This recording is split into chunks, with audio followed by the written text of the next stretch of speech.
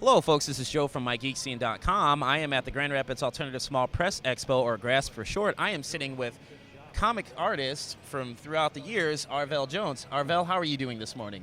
Doing great. You know, it's been an interesting little convention here, you know. I was here at the Grand Rapids show, I guess it's a Deltaplex. Yes, at the Deltaplex. And, I mean, it was huge, you know, in terms of, conventions. Well, the Grand Rapids Comic Con? Yeah, for this type of show, you know, it was pretty good. And this one's been a little light in traffic, but the people are great. I do like the fact that actually when I was at the Grand Rapids Comic Con for the first time ever last year, it was rather cramped than I always. I liked how they switched around and actually people have more access. And I feel, granted, yes, the attendance is not super high as the Grand Rapids Comic Con. Actually gives you more time to talk to the artist instead of feeling like you're rushing like cattle in a line going off to slaughter. Right. So I do enjoy that. Some of the things you've worked on, obviously Iron Fist, not Death Clock, but Deathlock. Yeah. And All-Star Squadron. All-Star Squadron was what, would you say, when you got your real big break as far as like your own run on a series? Well, actually, the Iron Fist was a run. You know, I just got offered a better project, and I kept moving on because I got offered better projects, and I didn't have a whole lot of self-control back then. I wanted to draw everything. Then you got to All-Star Squadron when your friend kept putting on more and more characters into that. Right. Well, that was one thing that, I kind of knew I was stepping into, but I didn't know it was going to be that many characters because I thought we were just doing DC characters. And then I looked up and we were doing Fawcett characters and quality characters. Well, actually, I shouldn't say that. When I first began, it was DC and versus Fawcett, Captain Marvel, Shazam versus Superman. And that's what got me excited about working on the series, was that. And then Roy said, hey, would you like to do an origin story? And I said, origin of who? He said, Starman. I said, cool. He said, Starman didn't have an origin. I said, great, let's do that. And then he offered me the book, after he saw that. And, so then he asked me what was my favorite Simon and Kirby character. And I said, the Guardian. So he put the Guardian in the story for a couple of issues. And then after that, it just kept building and building. I looked up and we were doing, quality characters and Fawcett characters and, all kinds of Golden Age characters with DC, I was just, surprised, but it was a fun run. Well, how did you alleviate your hand cramps from those massive spreads? Because there was quite a lot of characters in the All-Star Squadron or the JSA. Yes, they're actually... I forgot to count how many there were, but I did a piece for the All-Star Squadron companion, Alter Ego, that I never finished. I was going to send to Roy.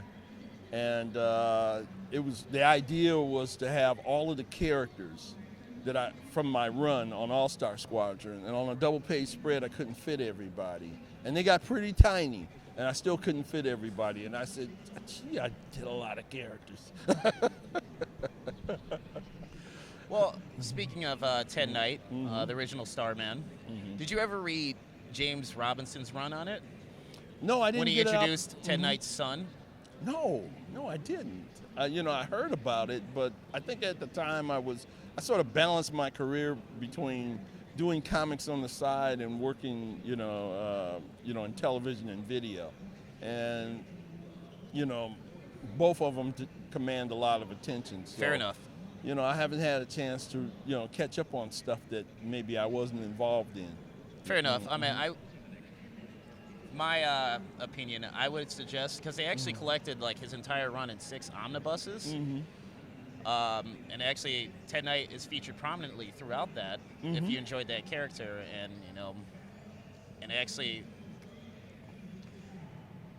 it brings about his demise too. So, if you wanted to see closure to that character, that would be the way to go about that. Oh, okay. I mean, I don't know if that's taboo for like to talk about, well, hey, have you checked out this comic Yeah. artist? You know, I certainly don't want to walk on thin ice. That was a spoiler alert, by the way. Yeah. Sorry, folks, but that comic's been out since 2001, so by now. Yep. I will have to ask this question, since you mentioned Jack Kirby. What was it like meeting him? Since, from what I gather, he was one of your influences. He was one of my big influences, and the first time I actually encountered him was on a phone call when I was like 13 years old. I was working on a fanzine called Fan Informer, you know, and it was myself, Greg Theakston, Tom Orzechowski, Rich Buckler, and later we added Jim Starlin and Al Milgram, and Terry Austin, Keith Pollard, and Aubrey Bradford to the list of contributors and people that helped work on the book. And but this was pretty early on. It was myself and Greg Theakston and Tom Orzechowski and Mike Kucharski primarily working on it. And Greg got a line on Jack and found out where he lived or whatever, and we sent him a copy of the fanzine. And one day, out of the blue, while I'm sitting at my parents' house, and Greg was over and we were working on the fanzine, the phone rang and it was Jack Kirby. And, you know, we did a sort of, after all the, oh my God, it's the king, you know, my God, you know, we asked him a few questions, which we turned into sort of an interview, so to speak. That's very slick. Yeah. I should start doing that approach. Yeah, it was pretty amazing back then. This had to be like in 69 or 70. It was pretty early. And I was still in high school. And, you know, so that was amazing. Then he sent along a little drawing of the Thing riding a toy pony. It was actually a stick with a horse's head on it. It was, okay, the old ones. Yeah, those old ones, right? And it was the Thing, a big head version of the Thing with a little body riding that. And we put that in the publication. And that was my first Kirby original. I was proud of it. Do you still have that? Yeah. And then the next time I saw him, I was at the New York Comic Con, and we spoke briefly. And he gave me some tips on, you know, how to draw and, you know, how to tell a story. And then the next time I saw him was in Detroit. He was, Greg was, and Mike Kucharski and Tom were throwing a convention, and they invited Jack to the convention in Detroit. And, you know, him and his lovely wife, Rosalind, came, and I got a chance to actually sit down and talk to him for a few. And, you know, not as a fan at that point, because I was actually working at Marvel, so he gave me some stories about, you know, working with Marvel back in the day. Some I probably can't repeat. Fair enough.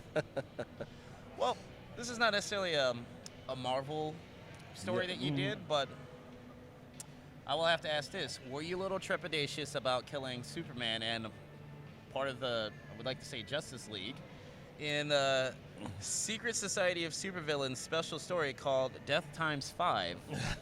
When they handed you the script, were you like, I get to kill Superman? What?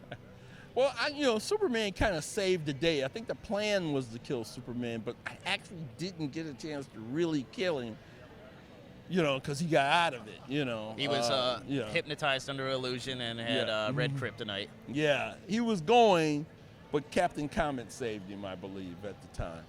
But I did get a chance to machine gun to death Green Lantern, and Batman was kissed to death by Poison Ivy. So it was a fun book to do because I got to do all the characters when I was growing up that I never thought I'd ever have a chance to do. And I got to do them all in one book, fighting their iconic villains for the most part, except for Wonder Woman, because I didn't know who the heck Angleman was. But that was a fun book to do, you know. It was, you know, I was excited about it. I wouldn't say, you know, I was just like a fan. Oh my God, I get to do this. And every page, I almost didn't want to read the script to the end so that I could experience it like everybody else while I was working on it, you know. So I just would read a couple of pages ahead and then draw those scenes and then read a couple of more pages ahead. Okay. Is that a good approach when creating comics? It was probably the worst approach. But it kept me excited, and you know, I felt pretty comfortable drawing, you know, comics at that time. I was pretty confident in my storytelling ability and able to, but the pacing got off a little bit in the end because I was doing all these huge pages, and if you notice, as it got near the end of the book, the panels kept getting smaller and smaller and smaller. And this is where cramping sets Yes, yes. And that's because I didn't plan the whole thing out. You know, I would do a few pages at a time, do a few pages. And then the writer and writers back then, they would write scripts at DC. So I kind of relied on how the script was written, you know, because I had all the dialogue. I knew how many panels per page, you know, what was supposed to happen in each page and things like that. And but writers aren't artists, so they don't necessarily visualize very well. And there are times when, you know, as an artist, you had to take it upon yourself to change the pacing so that you got room at the end. But that was pretty early on, and I kind of hadn't learned my lesson yet. So, you know, that's why it got a little tight there near the end. And the last page was sort of a wrap-up page, but I really needed maybe 2 more pages if I was going to keep the, you know, keep the same kind of look for the whole book. You helped create a character for, was it Milestone Media? Yeah, I'm Named credited. Cobalt? Yeah, I'm credited with helping to create Cobalt. Actually, the costume design was done by Dennis Cowan, and he sort of, you know, he was somebody, I think it was, I don't want to attribute to the wrong person, but I think it was Dwayne McDuffie that says, okay, I know he looks a little bit like a Chippendale dancer, but he's really badass. You know? Not Chris Farley, the Chippendale dancer from Saturday Night Live. No, he was pretty well, you know, well defined, powerfully built, let's Jacked. say. Yeah.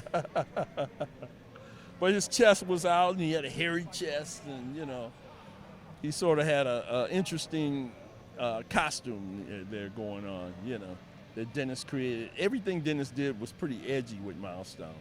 But I got to work with the character and help define him and, you know, add it to the costume a little bit. And John Rosen was, you know, a great writer at the time on the book and had sort of a tongue-in-cheek. I didn't know how to handle the book because it was sort of a tongue-in-cheek how to be a superhero book as it was pitched to me. So the whole idea was that his sidekick Paige, Cobalt, was forced to teach Paige how to become a superhero, how to be a sidekick, and the kid didn't know anything. So he couldn't even, you know, walk on his own 2 feet very well. So he had to learn. His first lesson was to learn how to balance himself. You know? Okay. Yeah, that was a fun book. Was it? All right. Mm-hmm.